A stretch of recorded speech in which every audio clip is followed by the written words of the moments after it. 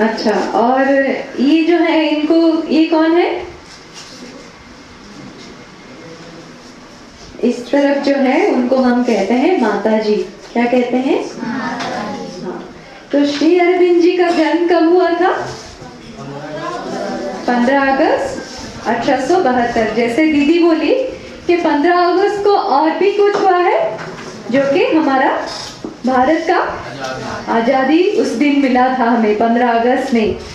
तो 1947 1947 15 अगस्त को श्री अरविंद जी एक मैसेज देते हैं, एक वार्ता देते हैं, केवल भारतीयों के लिए नहीं, पूरे विश्व के लिए, कि आज क्या कि उनके जन्मदिन पे ही भारत को जब स्वाधीन किए तो वो भगवान को धन्यवाद देते हैं, कृतज्ञता देते हैं कि आपने मेरे जन्मदिन पे भारत को स्वाधीन किया, जो मैं हर वक्त, जब मतलब पहले से ही यही मैं चाहता था, हर वक्त मैं इसी का स्वप्न देखता था। पर क्या हुआ? 14 अगस्त को भारत का क्या हुआ? डिवीजन, भाग हो गया, 2 भाग में बंट गया। क्या क्या भाग होके क्या बना? पाकिस्तान बना। तो वो बोलते हैं कि ये जैसे हमारा शरीर है, हमारे शरीर का अगर हमारा हाथ को अलग कर दिया जाए तो कैसे लगेगा? ये हमारा शरीर पूर्ण होगा क्या? इसको पूर्ण कह सकते? नहीं कह सकते। तो श्री अरविंद जी ऐसे ही कह रहे हैं कि जो इन सबको, सभी देशों को मिला के हमारा भारत का आत्मा है, अगर उसको भाग कर दिया जाए तो ये आत्मा का विभाजन है, भारत माता का आत्मा का विभाजन है। अगर वो ऐसा ही होगा तो भारत जो महानता पूरे विश्व में फैलाने वाला है वो अधूरा रह जाएगा। इसीलिए पहला स्वप्न है कि फिर से इसको अखंड बनना है। क्या बनना है? अभी क्या है? अभी खंड है, विखंड मतलब खंड अभी हो गया है, उसको फिर से जोड़ना है। 8 देश को मिला के फिर से हमारा अखंड भारत बनेगा। फिर वो कहते हैं उनके दूसरे स्वप्न में कि हम एशिया के हैं, भारत किस मतलब भारत एशिया में है, एशिया जानते हैं ना आप? एशिया में और कहां में और क्या क्या कंट्री है और क्या क्या देश है? एशिया में और कहां क्या क्या देश है? जैसे भारत है, और क्या है? पाकिस्तान है, और क्या है? जापान है, और चाइना है, नेपाल है, श्रीलंका है। हाँ, तो जब 1947 में एशिया के, सुनो थोड़ा कंसंट्रेट कीजिए, एशिया के बहुत सारे देश तभी स्वाधीन नहीं हुए थे। तो श्री अरविंद जी कहते हैं कि केवल भारत जगेगा नहीं, पूरा एशिया भी जगेगा। एशिया अगर जगेगा तो एशिया का बाद एशिया में भारत लीड करेगा और पूरे विश्व को एक नया मैसेज देगा।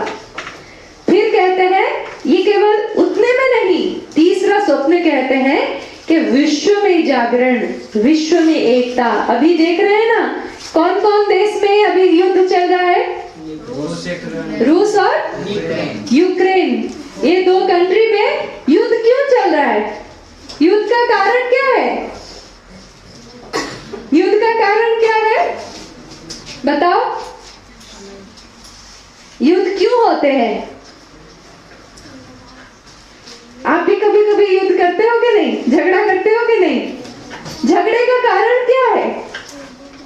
एक बार यही प्रश्न एक छोटे से बच्चे ने अपने पिताजी से पूछा। क्या पूछा? पिताजी, युद्ध का कारण क्या है? देश देश में युद्ध क्यों होते हैं? तो उसके पिताजी ने उत्तर दिया, सुनो बेटा, बहुत सारे कारण होते हैं, अर्थनैतिक कारण होते हैं, राजनीतिक कारण होते हैं, ये तुम ये समय में समझ नहीं पाओगे, ये सब बात तुम समझ नहीं पाओगे। तो वो बात उनकी माताजी भी सुन रही थी। तो माताजी अपने कमरे से निकल के बोली, अरे बेटा पूछ रहा है, थोड़ा इजीली मतलब थोड़ा समझने जैसा उसको समझाइए ना, ऐसे क्या क्या कह रहे हैं अर्थनैतिक कारण, राजनीतिक कारण। तो उनके पिताजी बोल रहे हैं, तुम तो अपना घर में रसोई कर रही थी, तुम तुम क्यों मुझे बताने आई, तुम कौन होती हो बताने में? तो वो बोलती है मैं उसकी माँ हूँ, मैं क्यों नहीं बताऊंगी? फिर उसका बाप बोलता है मैं उसका पिता हूँ। तो फिर वो बच्चा धीरे से बोलता है मुझे पता चल गया युद्ध का कारण क्या होता है। आप लोगों से ही देख लिया मैंने। तो युद्ध बड़ा बड़ा कारण से नहीं, किस लिए होता है? छोटा छोटा कारण भी क्या है? कारण क्या है? उन दोनों में झगड़ा क्यों हुआ? हाँ बोलो। वो क्या बोले?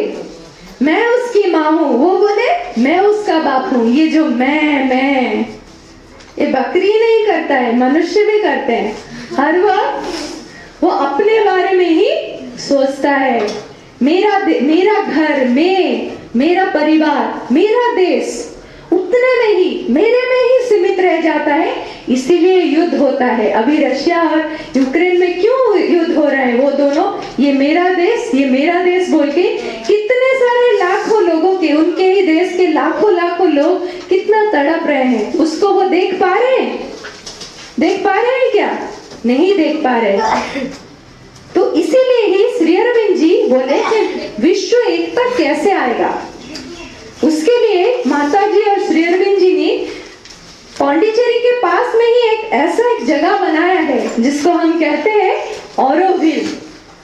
वो कहते हैं, माता जी कहते हैं ये इंडिया में है, पर ये केवल इंडिया का नहीं है, ये पूरा समग्र मानव जाति के लिए है। ये भारत में है, पर यहाँ पे कोई ऐसा नहीं बोल पाएगा कि ये केवल मेरा है, ये मेरे देश का है। समग्र विश्व के लोग यहाँ पे एकजुट होके रह पाएंगे और एकजुट होके अपने लिए नहीं, भगवान के लिए काम करेंगे। उनमें तुम कौन हो, ये कौन है, इसमें ही जो डिफरेंस है जिसके वजह से झगड़ा होता है, वो कारण ही नहीं रहेगा। तो उसके बारे में देखते हैं, एक वीडियो है कि कैसे वो जगह बना और वहां पे क्या क्या है, उसके बारे में कुछ समय के लिए देखते हैं।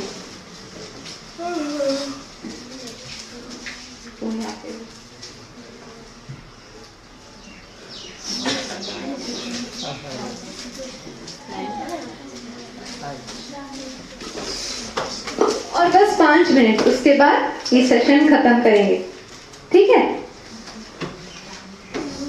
अगर किसी का कुछ प्रश्न है तो आप पूछ सकते हैं ये वीडियो देखने के बाद।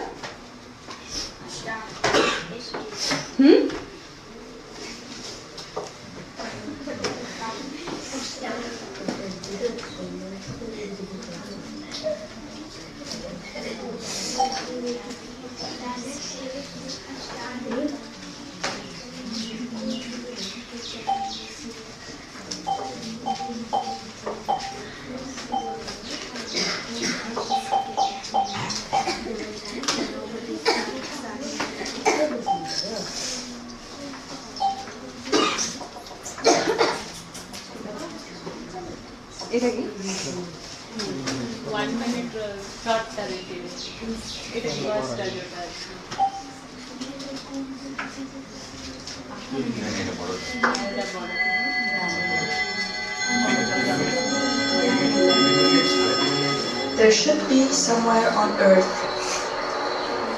a place which no nation could claim as its own, where all human beings of goodwill who have a sincere aspiration could live freely as citizens of the world and obey one single authority, that of the Supreme Truth. Auroville draws its inspiration from the vision and work of the renowned Indian seer and spiritual visionary Sri Aurobindo. His spiritual collaborator, the mother, founded the township in 1960. Auroville belongs to nobody in particular. Auroville केवल किसी व्यक्ति या किसी particular किसी के लिए नहीं है, ऑरोविल सबके लिए है, मानव जाति के लिए है। अगर वहां पे हम रहना चाहते हैं तो हम भगवान को ही हमारा जीवन केवल उनके लिए हो, वो कंडीशन, एक ही कंडीशन है।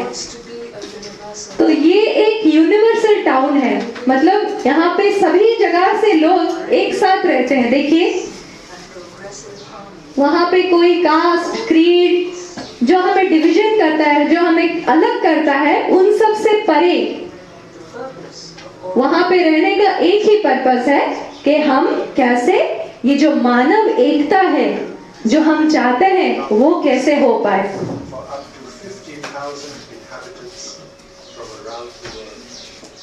At the very center of Auroville, Auroville जो टाउनशिप है वहां के सेंटर में ये ऐसा एक ग्लोब है। Matri Mandir, ये पूरा देखो, वो ग्लोब कौन से कलर का है? large open area, वो पूरा गोल्ड से, पूरा सोने से बना है।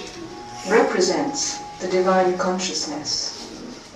It is like the force, the central force of Auroville, the cohesive force of Auroville. the Matri Mandir is located close to a bani.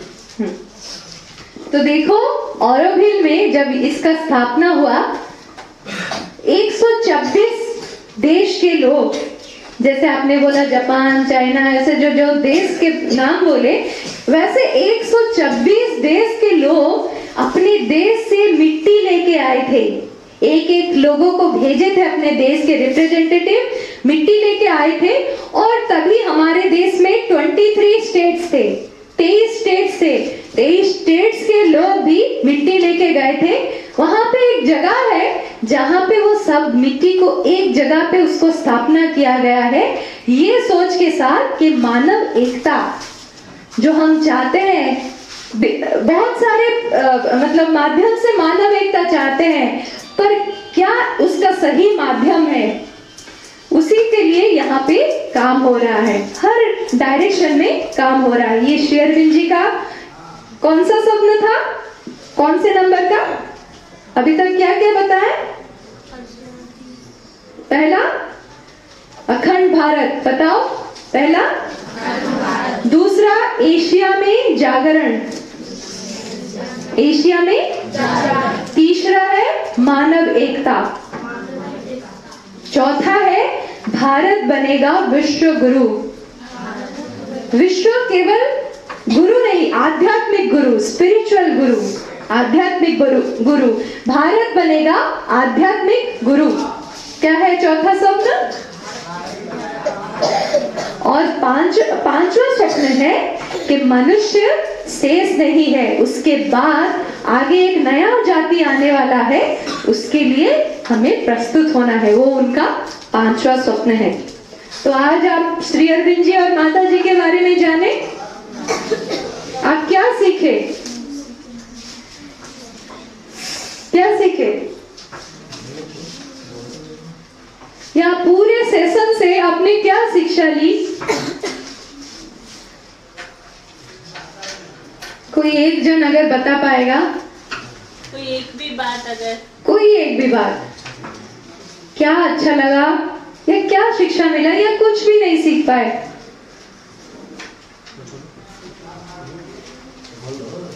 तो बोलो, साहस करो, बोलो। गलत नहीं, पूछो। हाँ बताओ, क्या शिक्षा ली? जिससे शुरू किया था वहां पे अच्छा काम क्या है?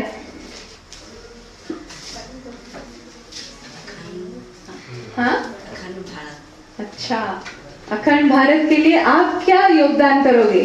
आप क्या काम करोगे? ठीक है। तो हमारे अंदर कौन जानता है कौन क्या अच्छा है क्या बुरा है? भगवान। तो उनके साथ जुड़ने से ही हमको पता चलेगा या हम खुद जानते हैं अच्छा क्या है हमारे लिए? उनके साथ जुड़ना है, वो काम सबसे अच्छा काम होगा। तो अभी अगर आपको पूछेगा क्या काम सही है, अच्छा काम तो बोलोगे। वो अच्छा काम क्या है? भगवान के साथ जुड़ के जो काम करेंगे वही है अच्छा काम। उसका डेफिनेशन यही है, ठीक है। तो ये उसके लिए क्या प्रयास करना है वो आप अपने आप से पूछो, उसके लिए क्या करेंगे क्या नहीं।